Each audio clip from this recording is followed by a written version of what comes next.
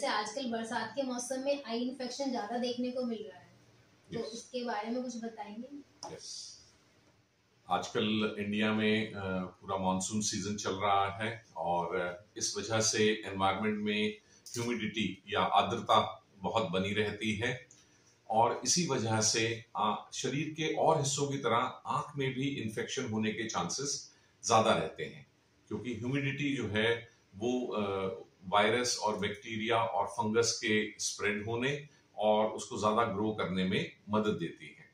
तो आजकल हम देख रहे हैं कि हर दूसरे तीसरे मरीज को या तो आंखों में वायरस की इन्फेक्शन, जिसे हम वायरल कंजक्टिवाइटिस कहते हैं, या बैक्टीरियल कंजक्टिवाइटिस बहुत हो रही है। अब सबसे पहले तो ये है कि ये फैलती कैसे है। ये फैलती है एक मनुष्य से दूसरे मनुष्य को, और जब परिवार में किसी एक व्यक्ति को हो जाती है तो ऐसा हो जाता है कि परिवार के ज्यादातर सदस्यों को फिर ये इन्फेक्शन हो ही जाती है। तो सबसे पहले हम देखेंगे कि ये फैलती कैसे है।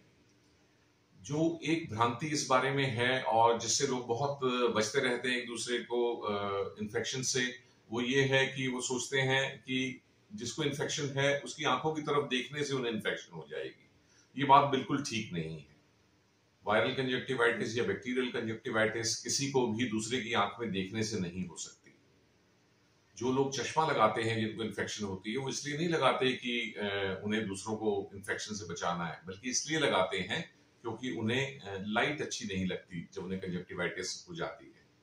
और असल में ये फैलती है छूने से। यदि किसी को ये कंजक्टिवाइटिस है और उसकी आंखों को टच करने, जैसे कि उसके लिए दवाई डालते वक्त आप अगर उसकी आंखों को टच करें, उनसे हाथ मिलाने, उनका तौलिया या रुमाल छूने से, या मान लीजिए वो घर के किसी दरवाजे के हैंडल को ओपन करने के लिए टच करते हैं और बाद में आप टच करते हैं, तो आपके हाथों में कीटाणु आ जाते हैं और फिर ये हाथ अगर आप अपनी आंखों को मल लेते हैं तो फिर आपकी आंखों में भी ये कंजक्टिवाइटिस हो जाती है।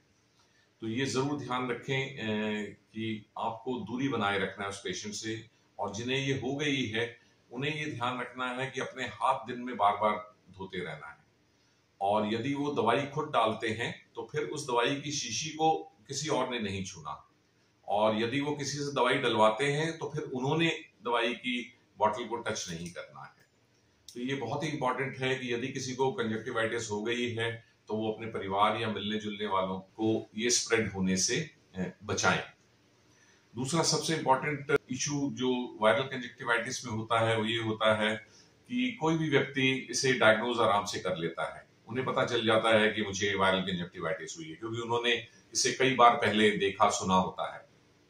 और फिर वो करते हैं, सीधा केमिस्ट के पास जाते हैं, उन्हें कहते हैं मेरी आंखें दुखनी आई हैं, दवाई दे दीजिए। और ऐसे केसेस में 99% केसेस में केमिस्ट उन्हें जो दवाई देते हैं वो होती है एंटीबायोटिक विद डेक्सामेथासोन, जो कि एक स्टेरॉइड है, स्ट्रॉन्ग स्टेरॉइड है, और जो कि मना है इस बीमारी में डालने के लिए।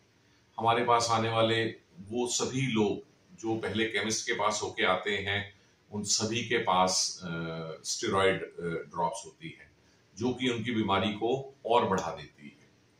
सो वायरल कंजक्टिवाइटिस होने पे ना अपने आप इलाज करें और ना ही केमिस्ट को बता के उनसे दवाई लें, क्योंकि इससे आपकी आंखों की कंजक्टिवाइटिस बिगड़ सकती है और ये इन्फेक्शन बहुत घातक हो सकती है। सो फ्रेंड्स, यदि इस बरसात के मौसम में आपकी आंखों में भी रेडनेस, इचिंग, इरिटेशन, वाटरिंग हो रही है तो तुरंत अपने डॉक्टर के पास जाएं, ना कि केमिस्ट के पास जाके या स्वयं इलाज करें। Thank you for watching this.